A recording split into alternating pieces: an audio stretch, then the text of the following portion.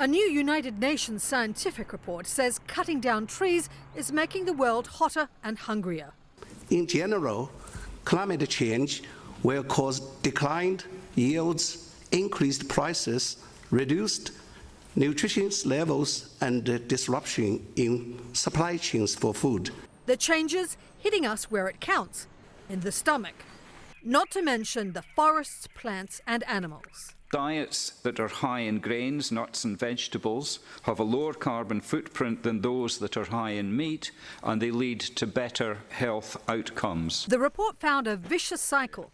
Human-caused climate change is dramatically degrading the land, while the way people use the land is making global warming worse.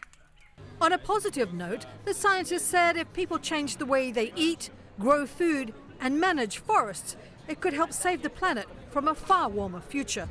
Just on the diets, I should absolutely emphasise that IPCC does not recommend people's diets. That is very clear. The words are chosen very carefully.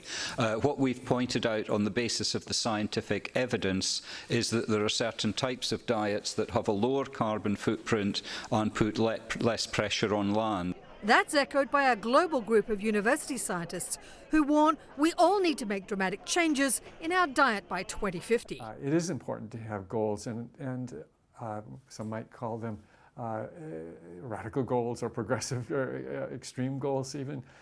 But if we don't move strongly in that direction, the kind of planet that we will turn over to our children will be a seriously degraded planet with unhealthy populations. And that's not the kind of world I want my grandkids to be living in. They're recommending that over a third of our calories should come from whole grains, tubers and plant protein sources.